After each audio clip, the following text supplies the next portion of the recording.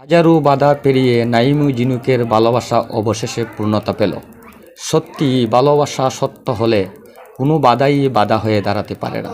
20 March 2021 সালে রং নাম্বারের মাধ্যমে পরিচয় হয় নাইম ও ঝিনুকের।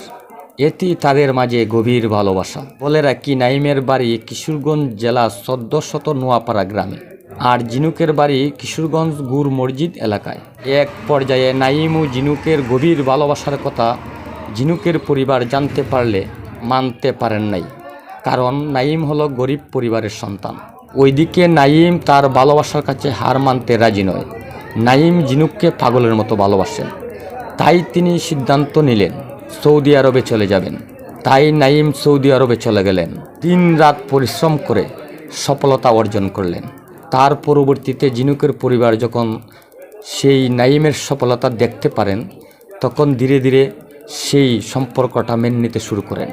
আর ওইদিকে ঝিনুকও কিন্তু পাগলের মতো ভালোবাসতেন নাইমকে। তাই এক পর্যায়ে পারিবারিকভাবে ফোনের মাধ্যমে তাদের বিয়ের কাজটি সম্পূর্ণ করা হয়। তাই যেন নাইম প্রমাণ করে দিলেন, ধৈর্য ও ইচ্ছাশক্তি থাকলে সব কিছুই জয় করা যায়। যেমন সত্যি ভালোবাসা সত্যি হলে কোনো বাধাই বাধা হয়ে দাঁড়াতে পারে না।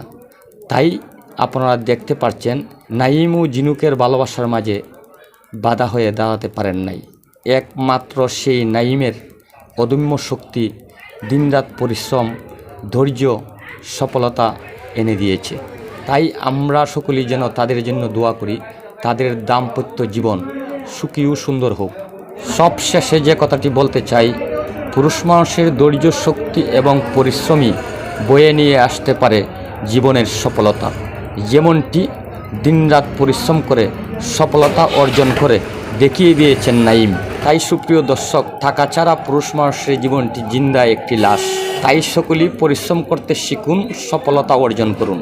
আজকাল পুরুষের পকেটে টাকা থাকলে সব কিছুই জয় করা সম্ভব। তাই যেন সফলতা পেয়েছে সত্যিকারের ভালোবাসা নাইম আর ঝিনুকের। দিনরাত পরিশ্রমের বিনিময়ে সফলতা অর্জন করে সেই ভালোবাসাকে জয় করে ঘর সংসার অবশ্যই তারা করবেন।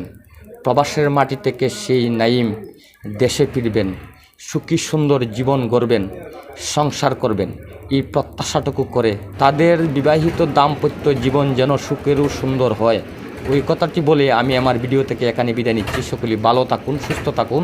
আসসালামু আলাইকুম।